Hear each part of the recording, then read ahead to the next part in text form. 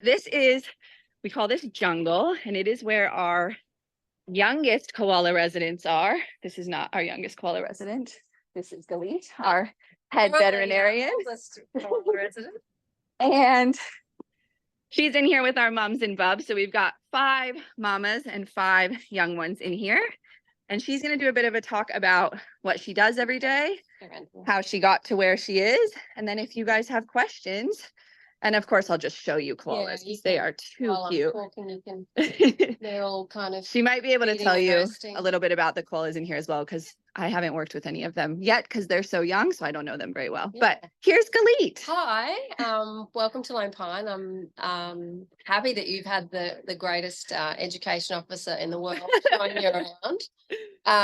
I've been the vet here for the last 26 years, so I'm just going to tell you a little bit about me and how I got to be doing this. And then you guys can ask any questions that you want to. As Anna said, we're in our Joey exhibit. So these are all Joeys that have exited the pouch. So there's a period where we don't see them for the first 6 to 7 months.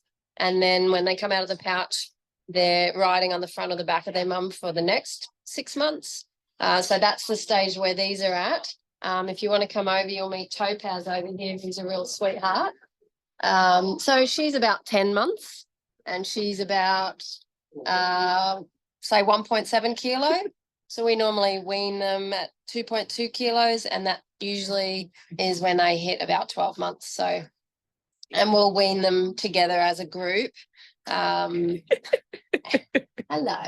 She's very sweet. So some of these little bubbers did receive some supplementary milk at times after their emergence from the pouch. A couple of them, for some reason, didn't grow very well. So this is one of them. So that's why she's overly friendly, because she's very used to having a lot of human contact.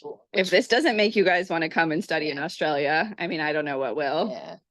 So I actually worked here as a keeper before I did vet science. So I worked with the koalas, first of all, for the first 3 years, and then mainly the reptiles, but also a lot of the other animals. And that gave me a really good grounding in husbandry, which as a vet is really important. So having some knowledge of what's normal in our animals is super important to then understanding how to recognize and deal with things that are not normal, because oftentimes they have very specific behaviors, like species specific behaviors that someone may think is abnormal but is actually quite normal. So for instance, we have our estrus females will often pace on the ground or sit on the ground, kind of because they're in the wild, they're used to going out and trying to find, or males finding females and vice versa. When they do a bit of pacing in that period, they will lose sometimes up to 0.5 kilo in weight. So we know that that's normal. If we can recognize that they're showing estrus behavior and they have a weight drop, then we know that it's not something to be concerned about. So they're the kind of things that it's really nice to be able to work with the species as a keeper before you actually have to work with them as a vet.